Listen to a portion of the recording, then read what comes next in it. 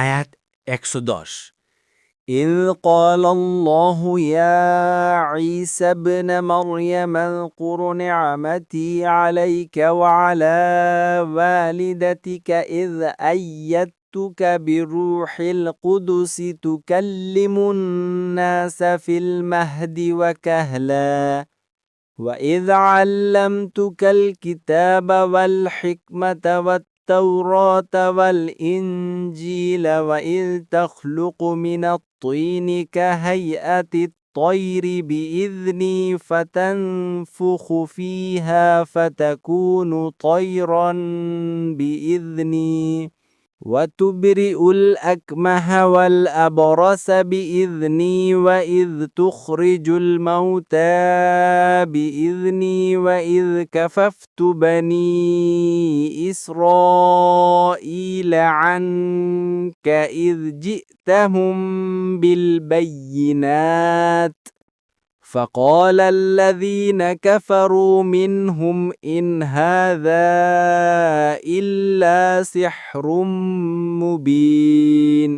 অনুবাদ: স্মরণ করুন যখন আল্লাহ বলবেন, হে মারিয়ামের পুত্র ঈসা, আপনার প্রতি ও আপনার জননীর প্রতি আমার নিয়ামত স্মরণ করুন, যখন রুহুল কুদুস দিয়ে আমি আপনাকে শক্তিশালী করেছিলাম এবং আপনি দোলনায় থাকা অবস্থায় ও পরিণত বারেসে মানুষের সাথে কথা বলতেন। আপনাকে কিতাব, হিকমত, তাওরাত ও ইঞ্জিল শিক্ষা দিয়েছিলাম। আপনি কাদামাটি দিয়ে আমার অনুমতিক্রমে পাখির মতো আকৃতি গঠন করতেন এবং তাতে ফু দিতেন, ফলে আমার অনুমতিক্রমে তা পাখি হয়ে যেত। জন্মান্ধ ও কুষ্ঠরোগীদেরকে আপনি আমার অনুমতিক্রমে নিরাময় করতেন এবং আমার অনুমতিক্রমে আপনি মৃতকে জীবিত করতেন। আর যখন আমি আপনার থেকে ইসরায়েল সন্তানকে বিরত রেখেছিলাম, যখন আপনি তাদের কাছে স্পষ্ট নিদর্শন এনেছিলেন, তখন তাদের মধ্যে যারা কুফুরি করেছিল তারা বলেছিল, এটা তো স্পষ্ট জাদু। তাফসির ১ নং ফুটনোটের বিবরণ। আলোচ্য আয়াতসমূহে ঈসা আলাইহিসসালামের ওইসব অনুগ্রহের বিষয় উল্লেখিত হয়েছে যা বিশেষভাবে ঈসা আলাইহিসসালামকে মৌজিজার আকার দেয়া হয়েছে। এতে একদিকে বিশেষ অনুগ্রহ ও অপরদিকে জবাবদিহির দৃশ্যের অবতারণা করে বানি ইসরায়েলের ওই জাতিদ্বয়কে হুঁশিয়ার করা হয়েছে, যার এক জাতি তাকে অপমানিত করে নানা অপবাদ আরোপ করে কষ্ট দেয় ও অন্য জাতি আল্লাহ কিংবা আল্লাহর তার পুত্র আখ্যা দেয়।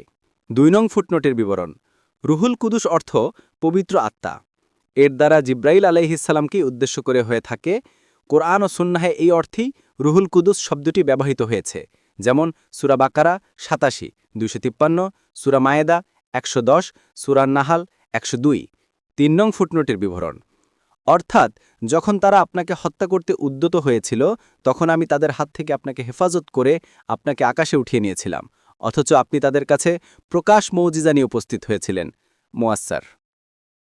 পরবর্তী তাফসিরে যেতে ভিডিওটি শেষ হওয়ার পূর্বেই এই বক্সে ক্লিক করুন।